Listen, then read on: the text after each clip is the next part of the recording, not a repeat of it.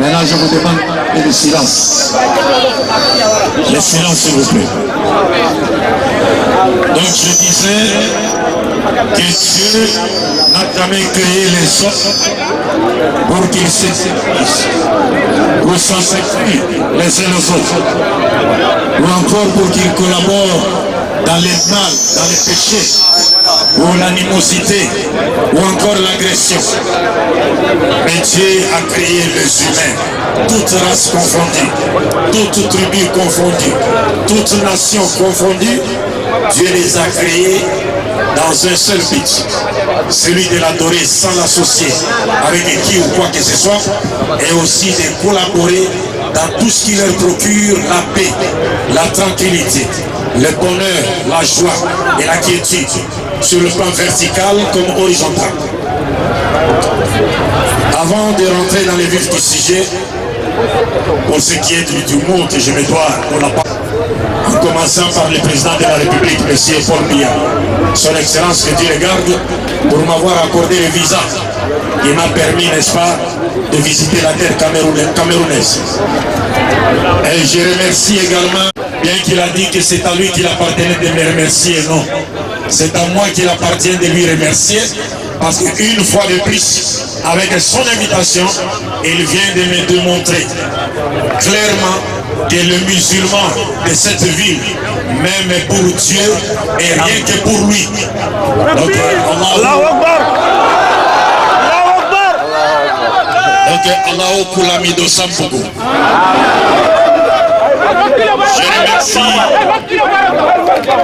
Je remercie également tous les imams de cette ville.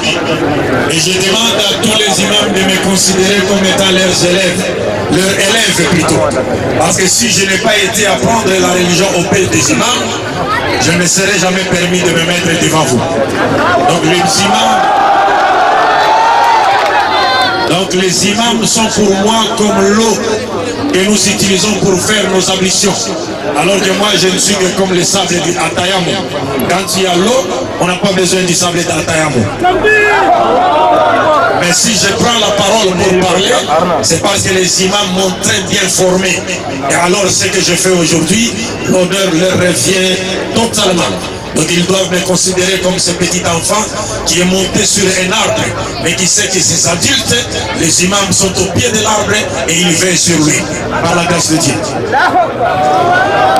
Je remercie également toute la population de cette ville d'être venue très nombreuse, donner un sens à cette rencontre dont l'initiative a été prise par les Lamido. Vous êtes venus donner sens à cette rencontre, rien que pour Dieu et en Dieu. Que Dieu mette cela dans la balance de vos bonnes actions. Il nous accorde à tous une longue vie dans la soumission à sa volonté. Et qu'il nous accorde la mort qu'après nous avoir trouvé dignes d'hériter le paradis. Mes chers frères et sœurs en islam, mes chers frères et sœurs non musulmans en Adam, j'étais donc en train de vous dire que Dieu n'a jamais créé les êtres humains pour qu'ils s'entretuent. Dieu n'a jamais créé les êtres humains pour qu'ils se détruisent les uns les autres. Non. Il nous a créés pour qu'on l'adore et pour qu'on collabore dans tout ce qui va nous apporter la paix, la tranquillité, le bonheur et la joie.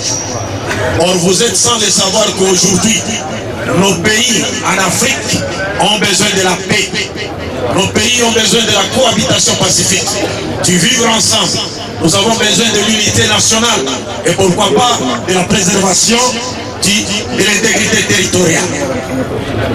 Nos gouvernements sont confrontés aujourd'hui à beaucoup de difficultés, notamment sur le plan externe. Il y a le fléau du terrorisme qui se réclame de l'islam, mais qui n'a rien à voir avec l'islam.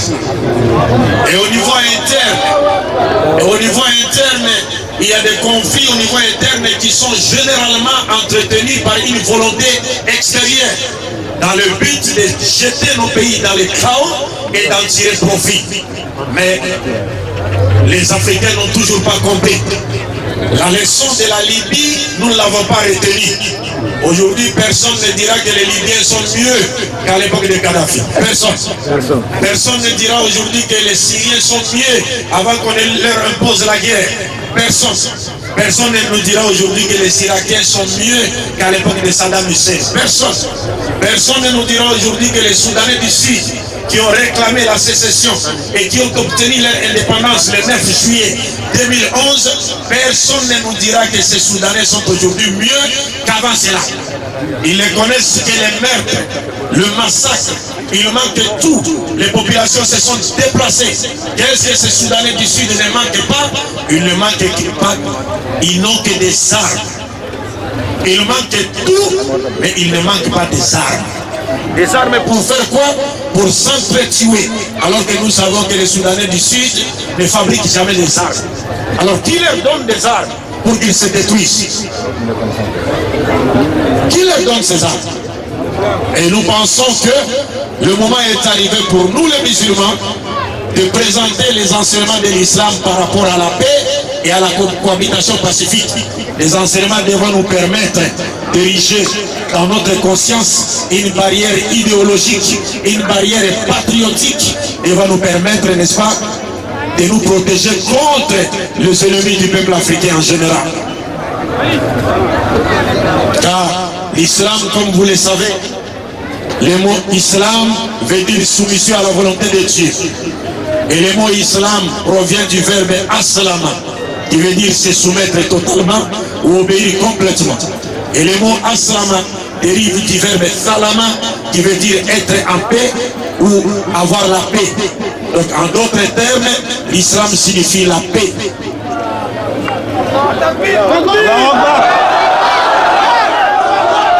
L'islam signifie la paix, et le prophète Mohammed, lorsqu'il a décrit les musulmans, lorsqu'il a parlé du musulman, il dit al-muslimu man salima nasu min lisanihi wa yadihi. Le musulman, c'est celui qui sécurise les gens par sa langue et par sa main. Dans une autre riwaya, elle dit al-muslimu man salima al-muslimuna bi lisanihi wa yadihi. Donc le musulman, c'est quelqu'un qui, lorsqu'il apparaît, les gens doivent se sentir en sécurité. Ils doivent se sentir, ils doivent se voir dans la paix et non dans l'insécurité. Un musulman qui sème l'insécurité dans la société, celui-là a trahi le message de l'islam. Parce que l'islam veut dire la paix. C'est pourquoi le prophète Mohammed nous dit, quand nous nous rencontrons, nous, les musulmans, le prophète nous dit, As-salam khabla al-kalam. Souhaitez la paix avant de parler. Vous rencontrez une personne, vous voulez vous adresser à un auditoire, vous voulez vous adresser à une assistance, le prophète nous dit, souhaitez d'abord la paix à votre assistance avant de lui adresser la parole. Et le prophète nous dit, celui qui ne nous souhaite pas la paix avant de nous adresser la parole, s'il commence par nous adresser la parole, qu'on ne lui réponde pas.